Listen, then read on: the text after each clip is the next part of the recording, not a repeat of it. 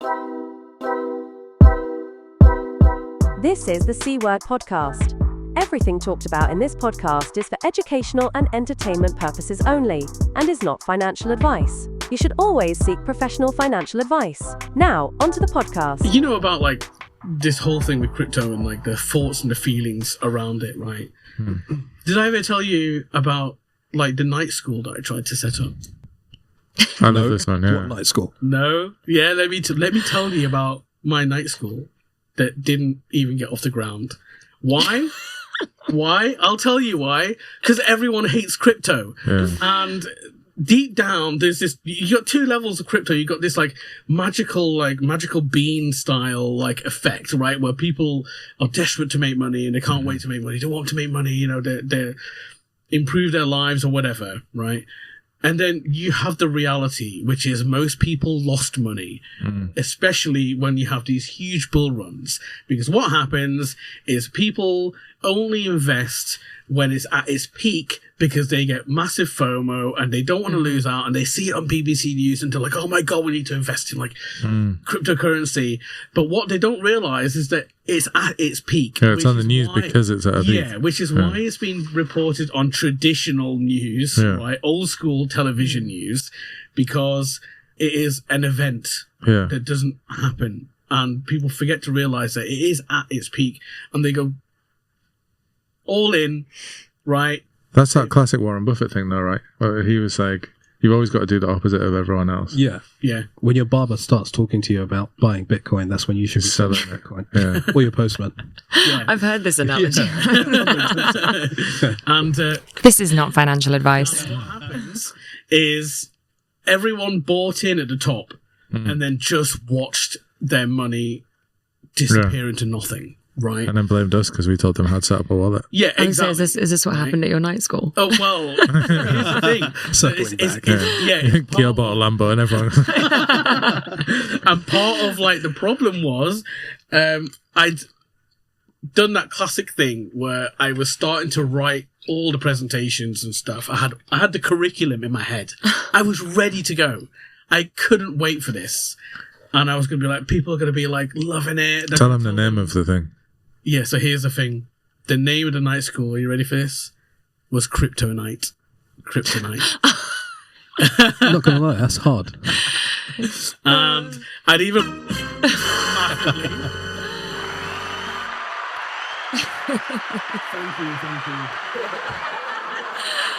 So cheesy. So cheesy. And What was the name of it? Kryptonite. So I'd registered the domain. Bad idea already, because I'd committed myself to it. Registered domain, built the website. Amazing. Was even offering the first set of people to come for free. Right, I was going to charge a very small amount, but Sounds like a scam. I wanted, yeah.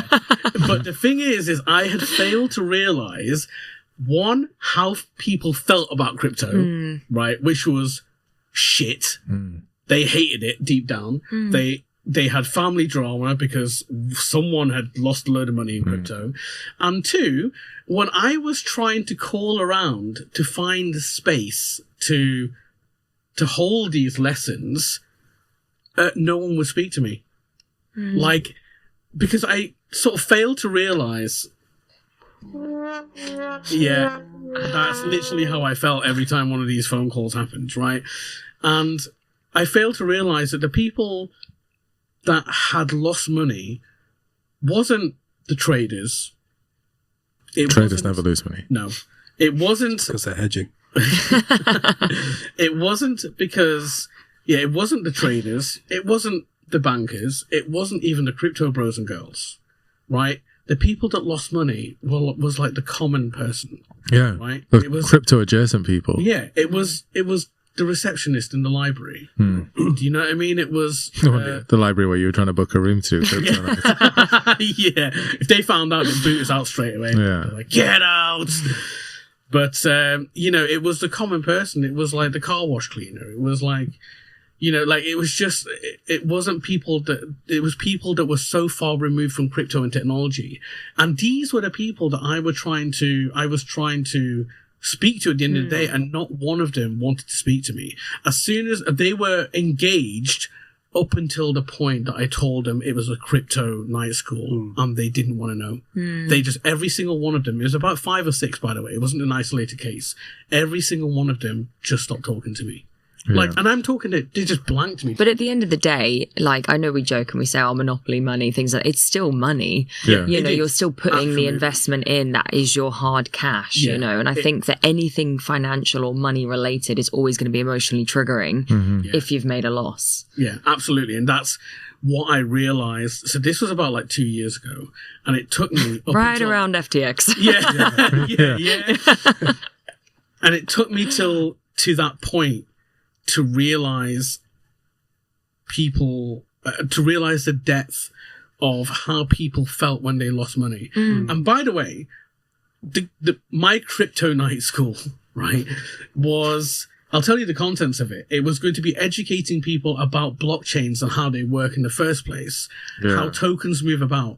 I was going to educate people how you can create your own token, and letting them understand smart contracts and how actually every token or bit of logic on a blockchain is just a smart contract, and that's how it all works. To make that as a set of videos for this C-Word YouTube. is the thing. Like, we can talk about that later, but like, you know, it was genuinely well-intentioned, and it was showing people how not to fall for scams. It was showing people how to, if they want to invest some money, how they can do it in a safe and controlled way. It was all well-intentioned, and that was because I myself have gone through, I've been rugged, do you know what I mean? We're rug pulled, I've lost money, I've gained money, and I was just thinking, like, people, the general public need to know about this. This is why people are getting scammed, because they don't know. And the only way to learn was doing those things. Yeah, exactly. And I Like, made you learn the about mistakes. rug pulls by getting rugged, and you learn about NFTs by having your whole wallet pillaged. Bro. Yeah, I think it's just tough, because going back to what you were saying before, when you know your neighbours made 100 million quid trading crypto, and then you want to be safe, controlled, earning a decent APY, you don't want that. You want to earn 100 million quid as well. And I think that's what makes it difficult. That's why online now you just find kids selling FX courses, like just being promised millions. That's all people ultimately care about at the end of the day. Does it work? Is it still a thing, the magic bean effect? 110%. That's wild. I guess that's a human nature thing, right? In your line of work, Mr. X, is this a thing?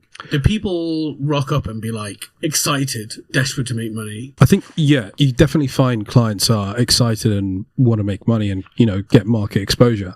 I think typically you'll find that, especially when a client is leaving one investment manager to go to another investment manager or another wealth manager. Yeah. But I think it's also the job of the advisor or the investment manager to be blunt, pipe them down as well, and, you know, actually give them, I don't want to say decent advice, but just manage expectations. But that's the right thing to do, isn't it?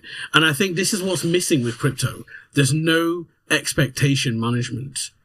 People just go in on a wing and a prayer and with like a twinkle in their eye, and they're just like, I'm going to make money. And I think the reality drop is so harsh.